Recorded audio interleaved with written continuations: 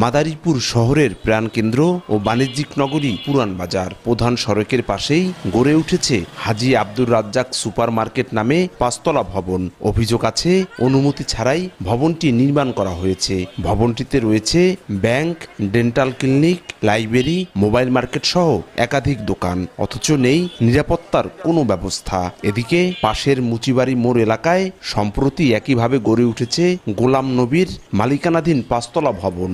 স্থানীয় সরকার বিভাগের অবকাঠামো আইনকে বৃদ্ধাঙ্গুলি দেখিয়ে বহুতল ভবন নির্মাণ করছেন বলেও অভিযোগ রয়েছে।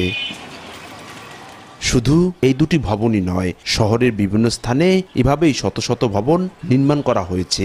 নগর পরিকল্পনাবিদদের মতে ভবন মালিকরা প্রভাবশালী হওয়ায় আইন মানছেন না। তাদের ক্ষমতা আছে, তারা মনে করে হয়তো পরবর্তীতে এই বিষয়গুলো আমরা আমাদের মতো ম্যানেজ করে নেব, কিন্তু এই বিষয়গুলো আসলে হয়ে ওঠে না।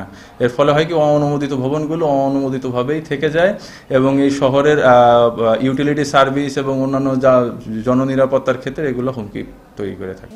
নগদে ৫০০ টাকা বা তার বেশি পেমেন্টে পেতে পারেন ঢাকায় জমিসহ ২০ কোটি টাকার পুরস্কার।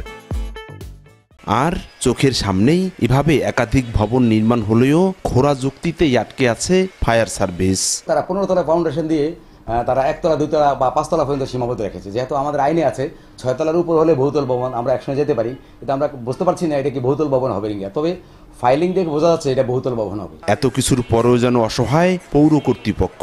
জনবল সংকট থাকায় পরিস্থিতি নিয়ন্ত্রণের বাইরে চলে গেছে বলে দাবি তাদের। আমাদের জনবল সংকটের কারণে আমরা সেই ভবনগুলো যথার্থ নিয়ন্ত্রণের মধ্যে রেখে রাখতে পারছি না। মাদারীপুর পৌরসভার ১,৫৩,০০০ জনসংখ্যার বিপরীতে প্রায় ১৬,০০০ হোল্ডিং নম্বর রয়েছে। এর মধ্যে পাকা ভবনের সংখ্যা ৭,২৮৪টি। তবে এ নিয়ে ক্যামেরার সামনে কথা বলতে রাজি হননি কোনো ভবন মালিক।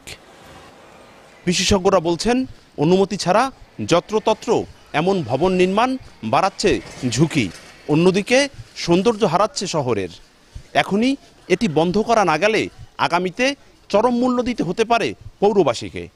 সঞ্জয় কর্মকার, অভিজিৎ, সময় সংবাদ, মাদারীপুর।